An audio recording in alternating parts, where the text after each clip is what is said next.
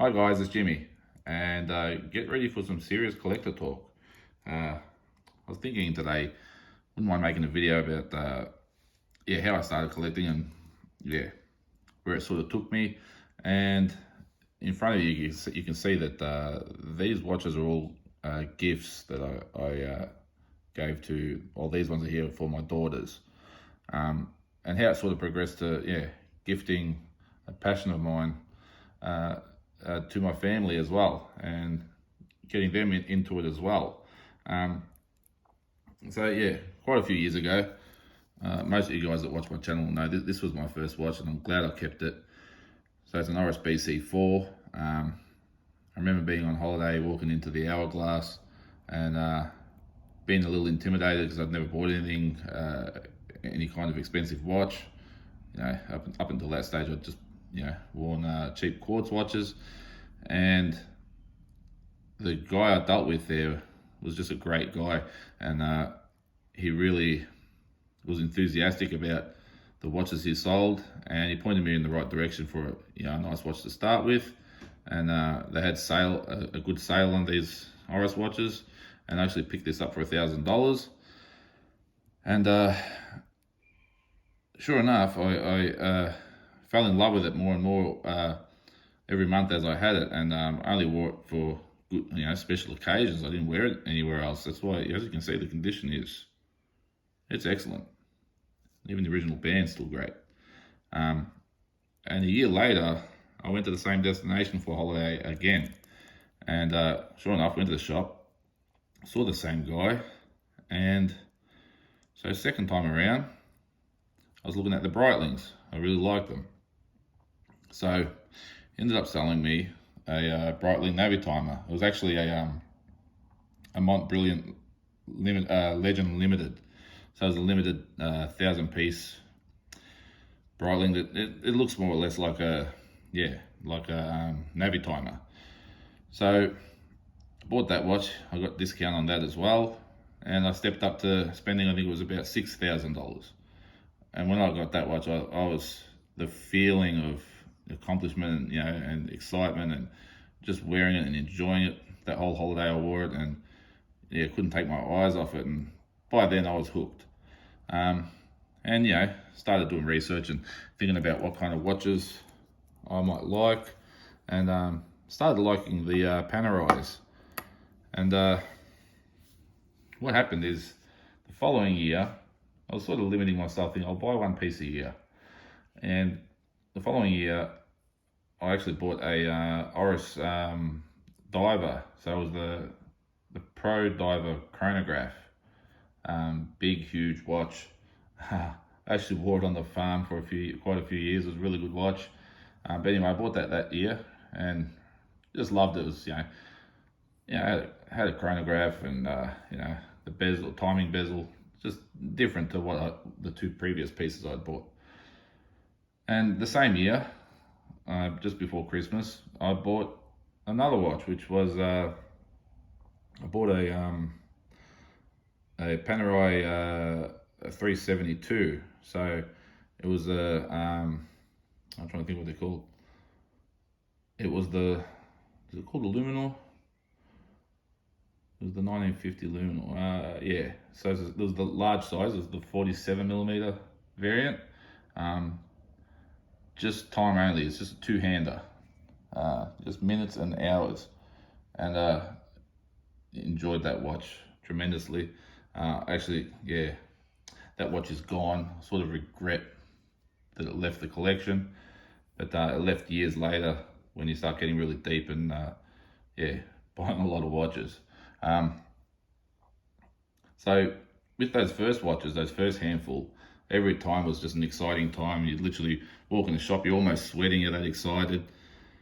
And that feeling you get inside of just being so excited, like a child.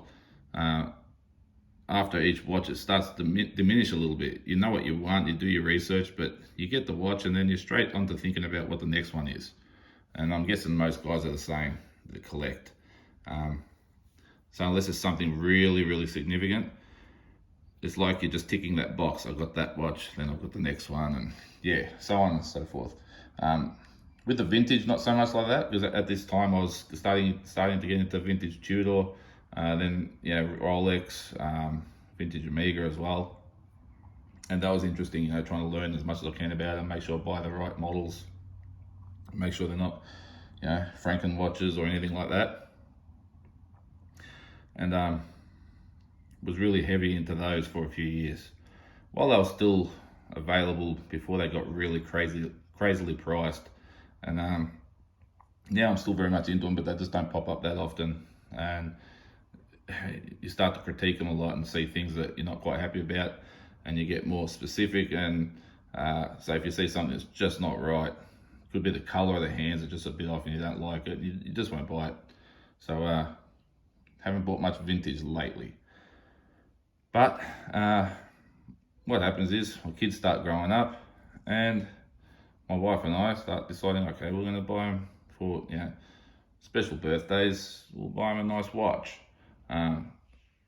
So my firstborn, as soon as she got to when she turned 16, we bought her a little Tudor.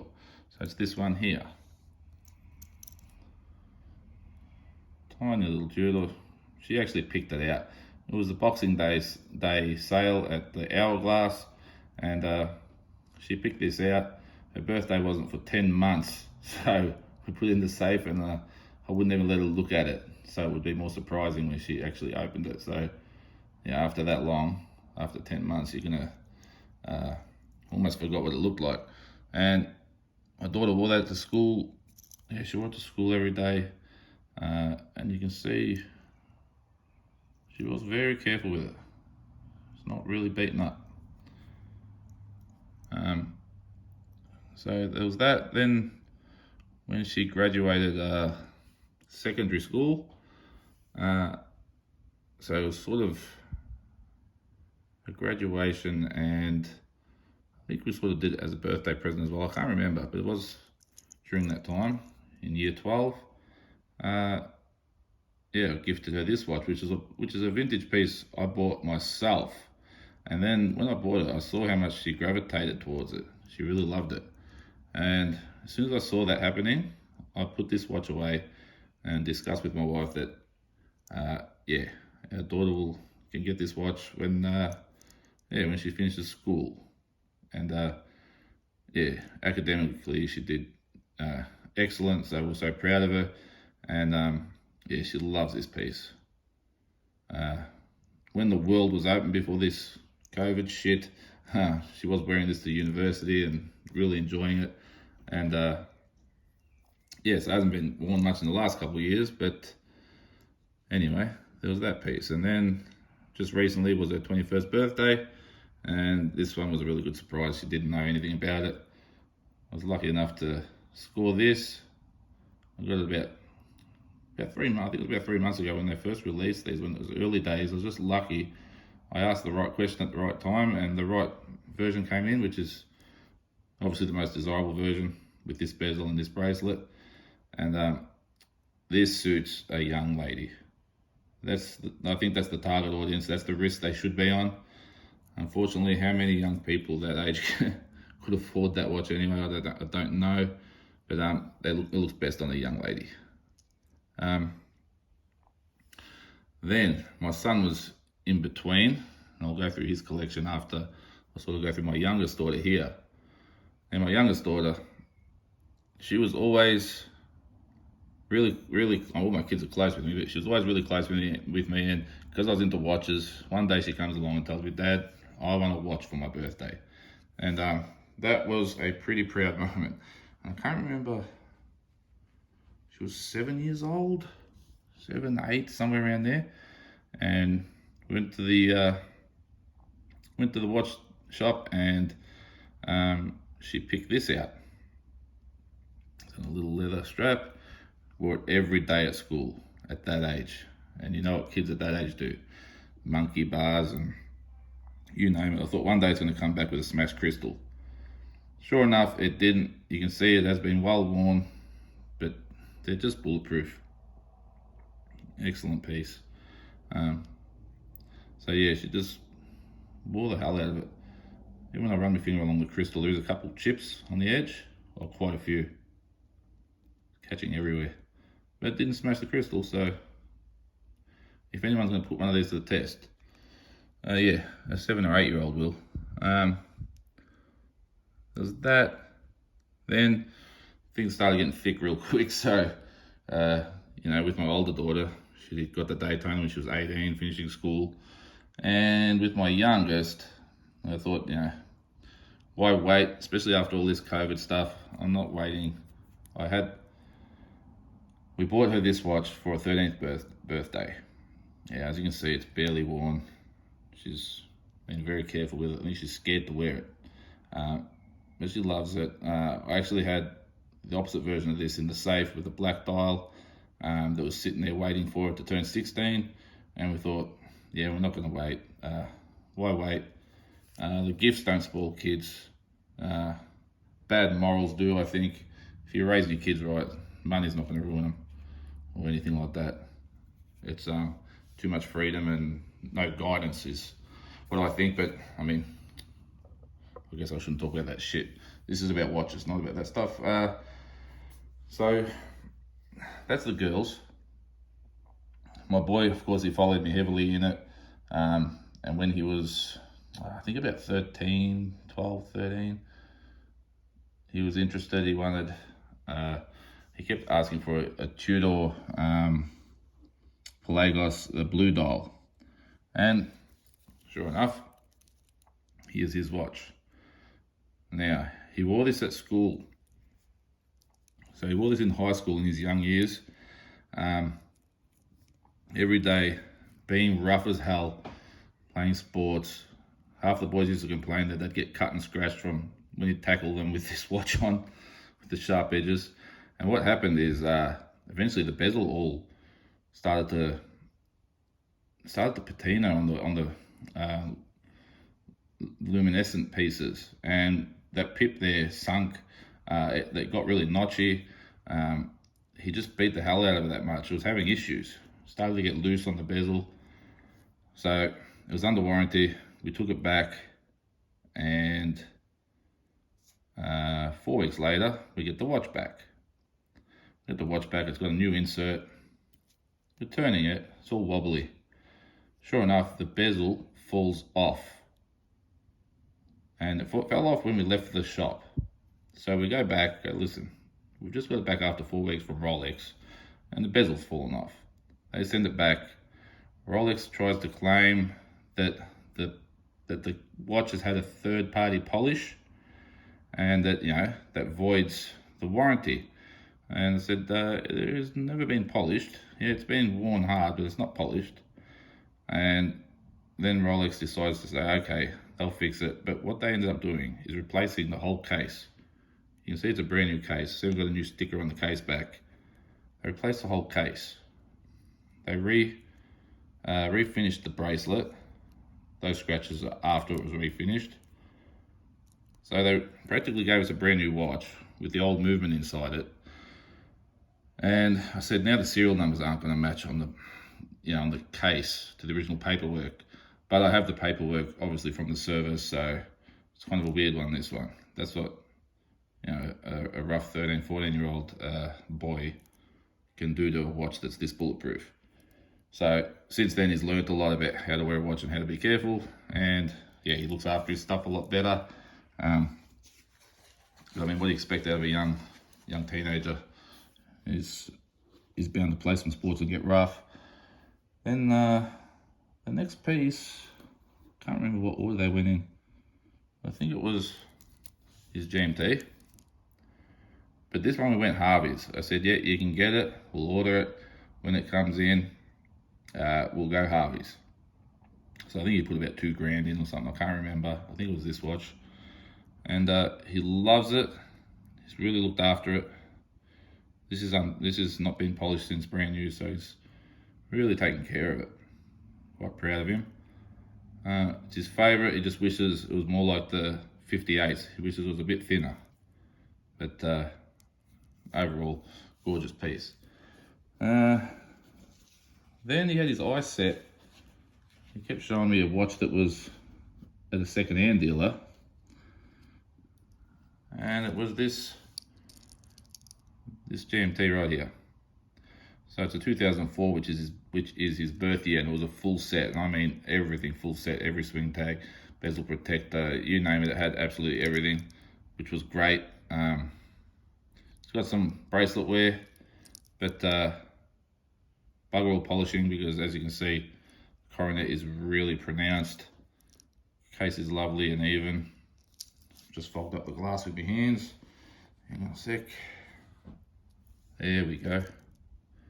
And yeah, this is his plum. He loves this thing. And gee, it looks good on a young guy with a nice tan. Yeah, it looks really good on him. Yeah, he's slim, 6'4". This thing looks killer on him. I wish I was that age again. But that's pretty much his core collection. There's one more here. This I actually bought for myself on holiday when we were in Hawaii, just as a memento. And come with this kind of unique bracelet, their kind of Jubilee, which I couldn't find all links for, so there's no chance in hell of it fitting me. It fits him. So yeah, so he wears this thing. I said, take it, it's yours. You don't have a Daytona, this is close enough. So there was that piece. He sort of acquired that, but I just gave it to him. And if I go under, I've just got his little box of watches here. I've got to take out one sheet of them. So that's his main collection that he loves. And there's a few others that we bought together. Like we bought a couple of these at one stage, you know, father and son type pieces. Wore them for a while together and then we stopped wearing them for some reason. I bought him this new old stock. Came across it, was literally a few $100s. It was brand new old stock, all stickered. And I can't remember what band it came on, but it was a textile strap. So I put it on a distressed leather, suits the dial. So it's a Glycine Combat. He wore it at school a fair bit, doesn't wear it anymore. When we were on holiday in Hawaii, we found Shinola there, so we thought, yeah, we've got to buy one of them. He got this big dinner plate. Quite good quality though, nice strap. Yeah, that piece. I handed down my RS65 to him. He doesn't seem to wear that one either, so it's just sitting there. But I do like that. Full Timex Q or whatever they're called. And one of these Daytona homages, the Alpha. He was wearing this back when he was going to school. He's 17 now and he's on the farm. But when he was wearing these sort of homage Rolex bracelets aren't as strong as a Rolex one. And yeah, playing footy, it got ripped off his wrist. And I had one of these myself, so I took the bracelet off mine and put it on his. You can see how they're made, they're not made very strong. But yeah, they're cool with those manual chronographs in them. Quite a nice watch for. Literally, I think I paid under $300 for these. Anyway, most guys are going to hate that, but that's okay. It's just a bit of fun. I hope you enjoyed that, guys. That's sort of what I wanted to talk about. And yeah, please let me know what you think. And till next time, stay safe. Bye-bye.